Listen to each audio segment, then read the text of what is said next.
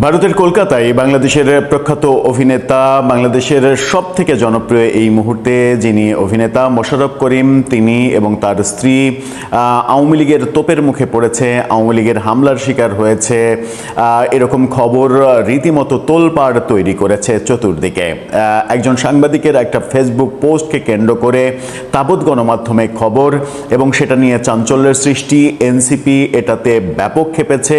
NCP Mosharraf করিমকে জুলাই যোদ্ধা হিসেবে আখ্যা দিয়ে এই ঘটনার নানা ধরনের প্রতিবাদ করছেন। এনসিপির শীর্ষ নেতারা সরাসরি ফেসবুকে পোস্ট দিচ্ছেন। এনসিপি দলের পক্ষ থেকে বিভিন্ন ফটোকার্ড তৈরি করে প্রচার করা হচ্ছে। এই ঘটনাগুলো যখন ঘটছে তখন মোশাররফ করিমের যে বক্তব্য সর্বশেষ গণমাধ্যমে পাওয়া যাচ্ছে, তার স্ত্রীর যে বক্তব্য গণমাধ্যমে পাওয়া যাচ্ছে, সেখানে কিছুটা ভিন্ন সুর আমরা দেখছি। কেন ভারতে গিয়ে মোশাররফ করিমকে আক্রান্ত হতে হলো? মোশাররফ করিম কি অপরাধ করলেন? আওয়ামী লীগের চোখে এতটা খারাপ পর্যায়ে তিনি গেলেন কেন? চলুন, কি ঘটলো, কি ঘটছে, ঘটনা কতটুকু ঘটেছে, সেটা নিয়ে কত বেশি আলোড়ন তৈরি হচ্ছে, সেগুলো আলোচনা করে বোঝার চেষ্টা করি। ঘটনার প্রকৃত বিষয়বস্তুটা কি? থাকবেন।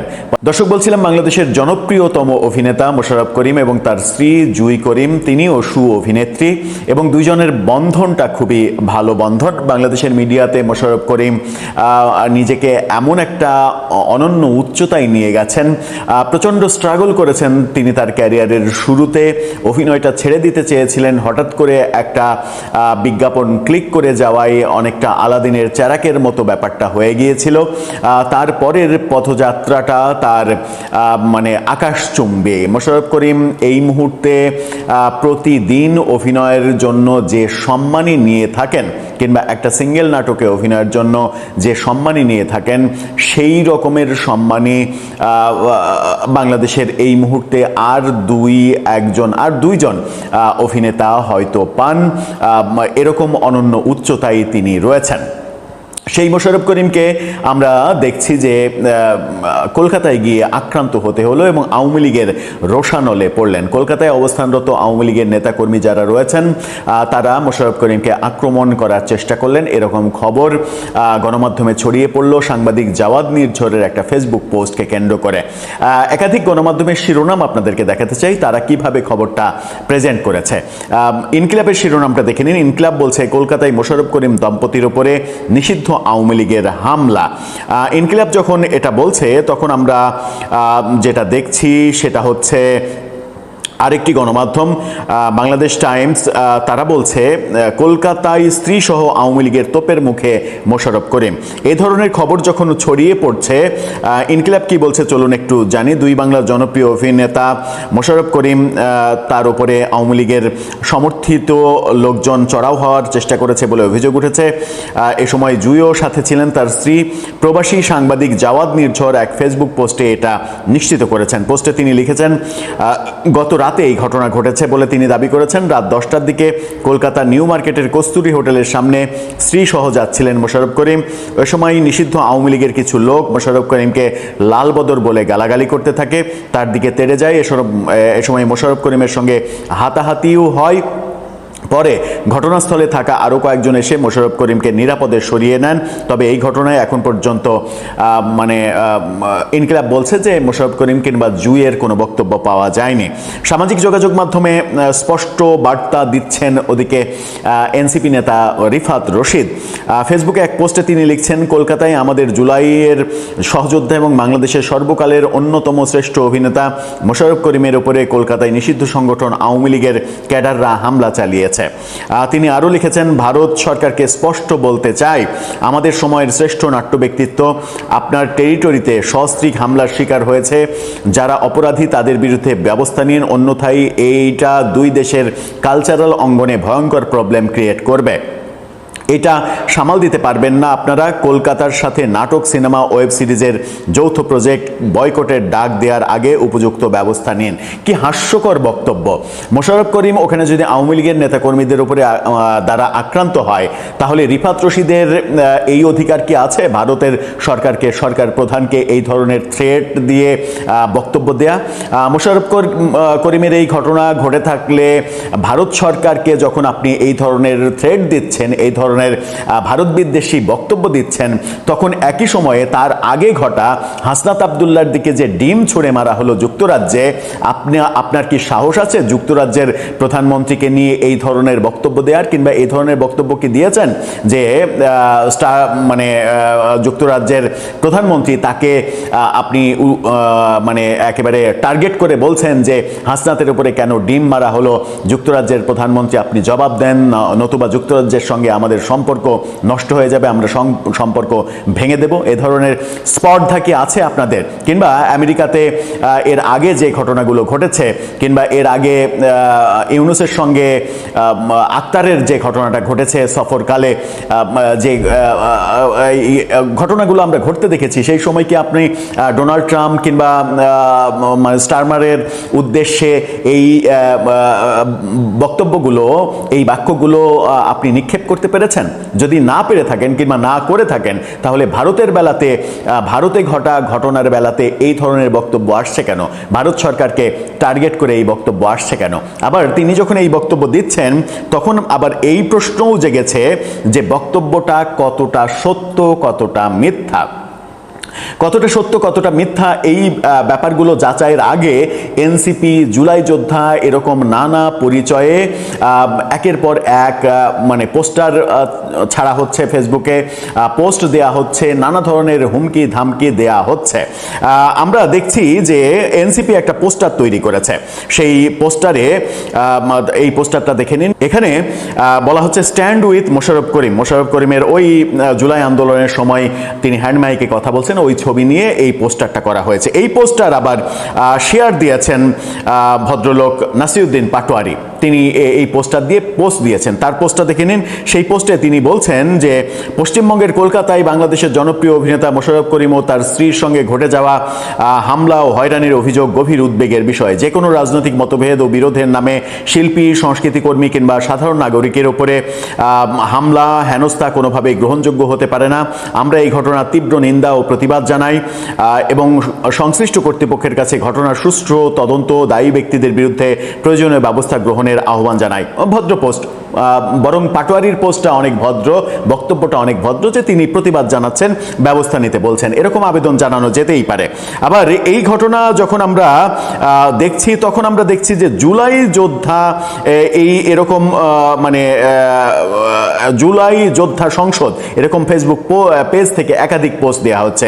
দুটা পোস্ট আপনারা দেখে নিন, যেখানে বলা হচ্ছে যে কলকাতায় আমাদের জুলাইয়ের সহযোদ্ধা এবং বাংলাদেশের সর্বকালের অন্যতম অভিনেতা মোশাররফ করিমের উপরে কলকাতায় নিষিদ্ধ সংগঠন আওয়ামী লীগের মানে যে হামলা, সেটা নিয়ে বলা হচ্ছে। এবং এখানে এই রিফাত রশিদের যে বক্তব্য, সেই বক্তব্যটাই সরাসরি বলা হচ্ছে, একেবারে রিফাত রশিদের এই বক্তব্যটা তুলে ধরা হয়েছে, এরকম পোস্ট দেয়া হচ্ছে। এরকম পোস্ট যখন দেয়া হচ্ছে এবং ঘটনার প্রকৃত ব্যাপার আমরা যখন এখনো মানে তখনও পরিষ্কার হতে পারিনি, তখন এই ধরনের পোস্ট আমাদেরকে বিভ্রান্ত করবে।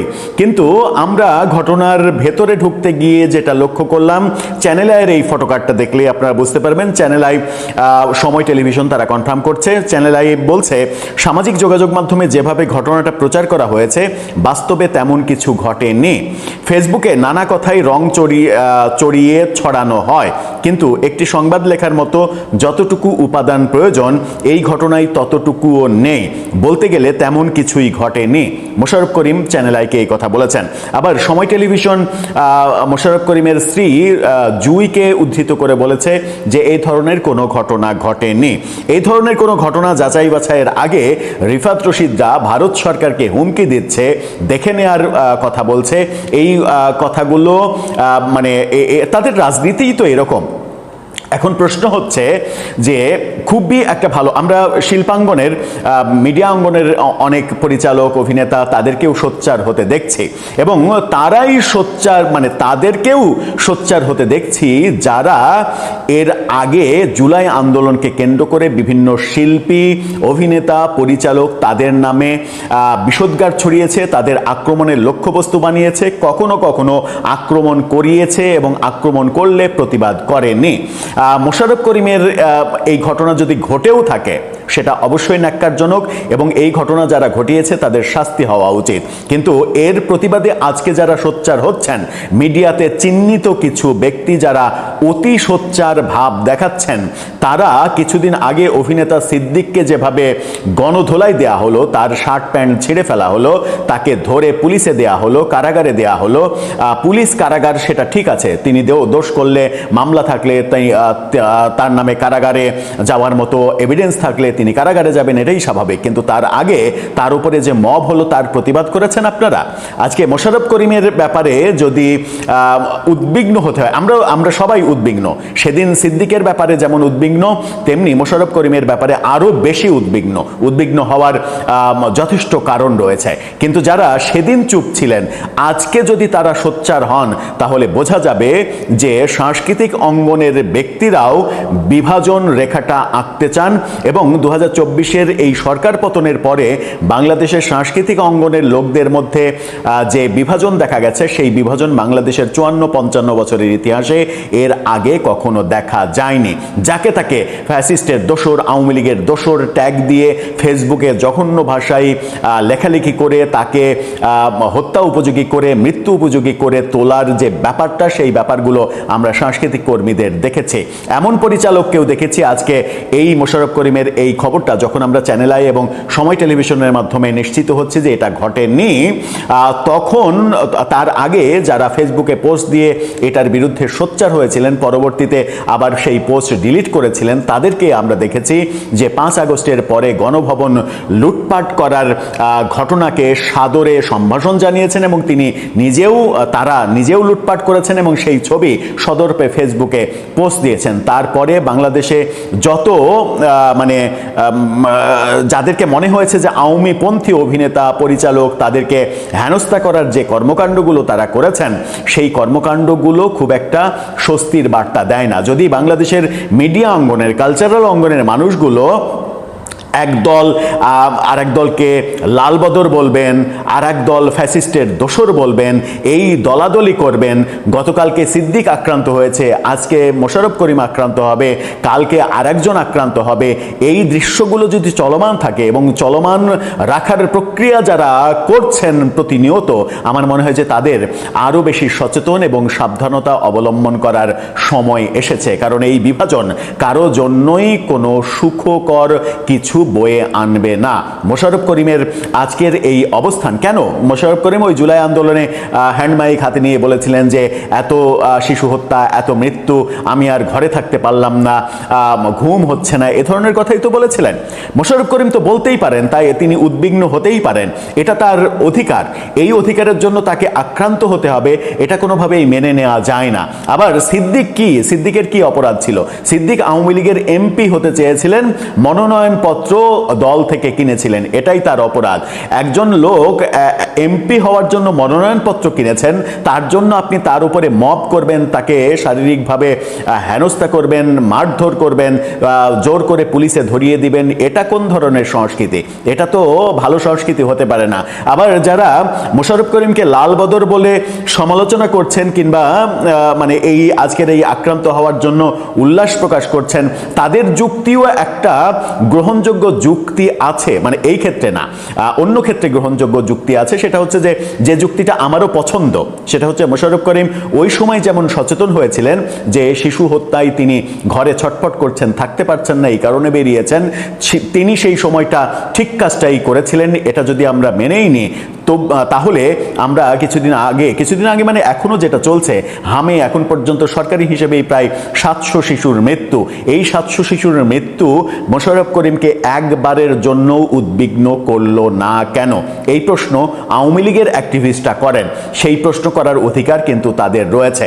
এই সময়ও যদি মোশাররফ করিম উদ্বিগ্ন হতেন তাহলে তার নিরপেক্ষ অবস্থানটা বজায় থাকতো এবং তিনি যে সর্বজন স্বীকৃত একজন আইডল, অভিনয়ের দিক থেকে আইডল, সেটা একটা দারুণ মাত্রা পেত।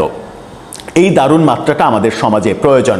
যেমন আমরা দেখেছি যে আজকে মোশাররফ করিমের এই ঘটনায় যারা উদ্বিগ্ন হচ্ছেন তারা কিন্তু শিল্পকলায় যখন দেশ নাটকের শো বন্ধ করে দেয়া হয় তখন উদ্বিগ্ন হয়নি। শিল্পকলায় যখন জুলাই আন্দোলনকে সমর্থন করা মামুনুর রশিদকেও ফ্যাসিস্টের দালাল দোসরের ফ্যাসিস্টের দোসর আখ্যা দিয়ে ডিম মারা হয় সমাবেশে, তখনও কিন্তু তারা উদ্বিগ্ন হয়নি। তখন মামুনুর রশিদকে ওই ফ্যাসিস্টের দোসর আখ্যা দিয়েছেন, কিন্তু সেই মামুনুর রশিদও জুলাই আন্দোলনের সময় রাস্তায় নেমে সেটার প্রতিবাদ করেছিলেন। আমরা যে পথে আছি সেই পথটা কোনো ভালো পথ না, সুস্থ পথ না। সেই পথ আমাদের পাল্টাতে হবে এবং ইনক্লুসিভ পরিবেশ, অন্তত যেটা রাজনীতিতে নেই, সেই পরিবেশটা আমাদের সাংস্কৃতিক অঙ্গনে ফিরিয়ে আনতে হবে, নতুবা আরও বড় বড় বিপদ অপেক্ষা করছে দুই পক্ষের জন্যই। দর্শক, আপনার মতামত জানিয়ে লিখতে পারেন আমাদের কমেন্ট বক্সে। আসসালামু আলাইকুম। জুলাই আন্দোলনের সাথে সম্পৃক্ত যারা, তারা যদি দেশের বাইরে কেউ যাচ্ছেন তাহলে সেই জায়গায় যদি আওয়ামী লীগ থাকে বা ছাত্রলীগ যুবলীগ থাকে তাহলে একটা অনাকাঙ্ক্ষিত পরিস্থিতি তৈরি হচ্ছে। এতদিন দেশের বাইরে ছিল, দেশের ভেতরে এখন বিচ্ছিন্নভাবে ঘটনা ঘটা শুরু করেছে। আপনারা জানেন যে নেত্রকোনায় একজন সমন্বয়ককে ছাত্রলীগের ছেলে পেলে তারা হেনস্থা করেছে। এখন গত এক বছরের মধ্যে ডক্টর ইউনূস যখন লন্ডন গেছে তখন তাকে হেনস্থা করার চেষ্টা করা হয়েছে, প্রচুর বিক্ষোভ হয়েছে। তারপর আক্তার হোসেনের উপরে ডিম মারা হয়েছে। মাহফুজ আলম যখন গেছে তার উপরে আক্রমণ করা হয়েছে। এরপরে একাধারে এখন হাসনাত আব্দুল্লাহ লন্ডনে ঘুরে বেড়াচ্ছেন, হাসনাত আব্দুল্লাহর উপরও ডিম নিক্ষেপ করা হচ্ছে এবং নানানভাবে আমরা যদি বলি যে আমরা যে মবের বিরুদ্ধে কথা বলি বা যেই মবকে আমরা কোনো অবস্থাতেই সাপোর্ট করি না, আওয়ামী লীগের রাইট নিয়ে আমরা সবসময় সোচ্চার। আমরা বলি যে বাংলাদেশে যে কোনো রাজনৈতিক দলের রাজনীতি করার তার অনুমতি থাকা উচিত এবং রাজনীতি করার তার সুযোগ থাকা উচিত, কিন্তু মব কোনোভাবেই গ্রহণযোগ্য নয়। কারণ আমরা খুব ক্ষেত্র বিশেষে যদি কনসিডারও করি যে প্রতিরোধের ভাষা হিসেবে বা ইউরোপ আমেরিকার ডিম নিক্ষেপটা একটা প্রতিবাদের ভাষা, সেই ক্ষেত্রে আমরা একটা লেভেল পর্যন্ত ধরে নিলাম যে হাসনাদের সামনে যে বিক্ষোভ আওয়ামী লীগ দেখাচ্ছে বা ছাত্রলীগ যুবলীগ দেখাচ্ছে, হাতে ধরে হেনস্থা না করা পর্যন্ত আমরা যদি বলি যে এটা কিছুটা হলেও ওকে ধরে নেওয়া যেতে পারে যে এটা আন্দোলন বা বিক্ষোভ অথবা প্রতিবাদের একটা সীমিত লেভেল। মোশাররফ করিম, আমরা জানি যে অভিনেতা মোশাররফ করিম বাংলাদেশের খুবই জনপ্রিয় একজন ক্যারেক্টার এবং মোশাররফ করিম তিনি জুলাই আন্দোলনের সাথে তার সমর্থন ব্যক্ত করেছিলেন।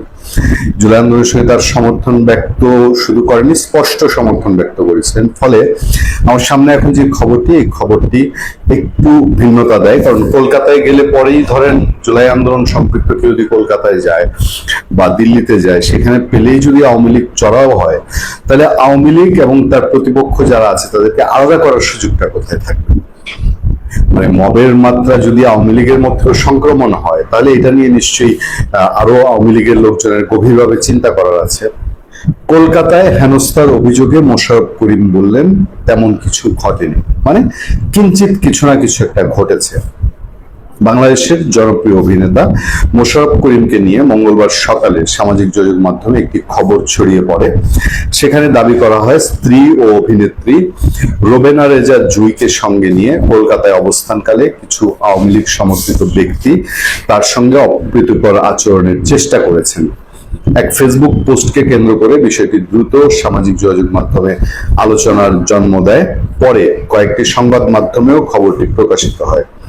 তবে বিষয়টির সত্যতা নিয়ে প্রশ্ন উঠলে অভিনয় শিল্পী সঙ্গে সাধারণ সম্পাদক রাশেদ মামুন অপুর সঙ্গে যোগাযোগ করা হলেও তিনি এ বিষয়ে কোনো সুনির্দিষ্ট তথ্য দিতে পারেননি। অবশেষে গুঞ্জন নিয়ে মুখ খুলেছেন। মোশাররফ করিম নিজেই একটি গণমাধ্যমকে দেয়া প্রতিক্রিয়ায় তিনি জানিয়েছেন, সামাজিক যোগাযোগ মাধ্যমে যেভাবে ঘটনাটি প্রচার করা হয়েছে বাস্তবে তেমন কিছু ঘটেনি। তিনি সবাইকে গুজবে কান না দেওয়ার আহ্বান জানান। জানা গেছে কোনো শুটিং বা পেশাগত কাজে নয়, ব্যক্তিগত অবকাশ যাপনের উদ্দেশ্যেই বর্তমানে কলকাতায় অবস্থান করেছেন মোশাররফ করিম ও রোজেনা রেজা জুই। আগামী 3 থেকে 4 দিনের মধ্যে তাদের ঢাকায় ফেরার কথা রয়েছে। এই হলো মোদ্দা ঘটনা। ওই তেমন কিছু নয়, যদি কিঞ্চিত কিছু ঘটে থাকে এবং সেটার সঙ্গে যদি ছাত্রলীগ, আওয়ামী লীগ বা যুবলীগের সম্পৃক্ততা থেকে থাকে, তাহলে বলতেই হয় যে এই দুই পক্ষের সহনশীলতা একেবারে শূন্যের কোটায় এসে দাঁড়িয়েছে।